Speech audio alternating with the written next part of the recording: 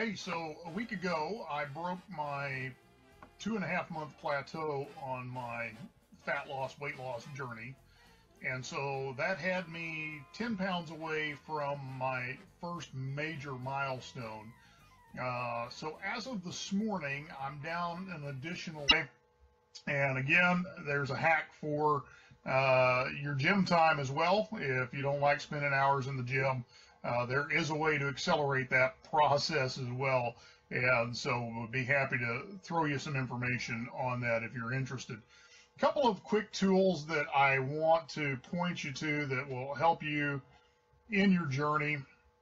I have on my phone 3 fitness apps that I use pretty heavily. First one is my Jawbone Up, which of course I wear on my wrist. Measures heart rate, measures my sleep, measures my steps, gives me practical advice.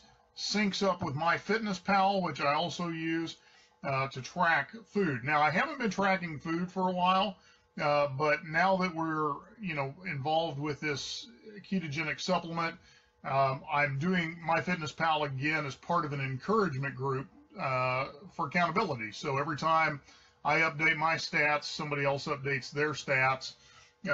Then we all get notification of that. We can make sure everybody's staying on track.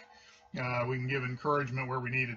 The other one, though, that for ketogenic is really valuable because the scale on ketogenic can be a bit deceiving because, number one, lean muscle is going to weigh more than fat.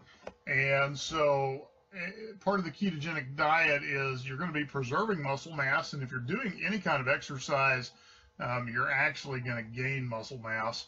And so that's obviously going to play with your scale. You have water weight, all that fun stuff. So over time, it's going to affect the scale.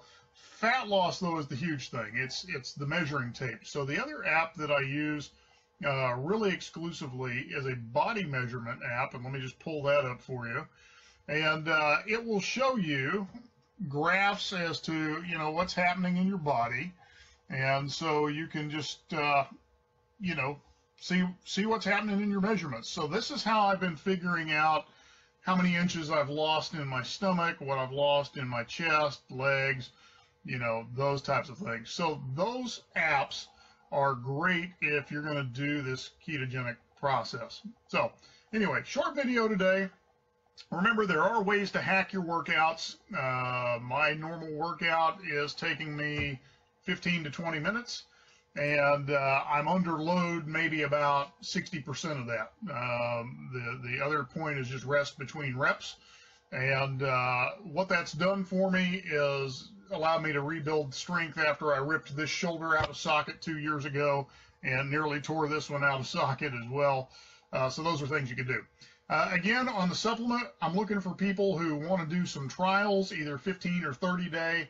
Where we can get some pictures, measurements, and kind of look at how you're doing with that supplement. So if you're kind of sitting on the edge watching Carl and Carol going, that's interesting, don't know if I want to do it, this is a great way. Test it out. If it works for you, great. If it doesn't, great. No big deal. Anyway, last thing of business has nothing to do with health. The new Spider-Man comes out today.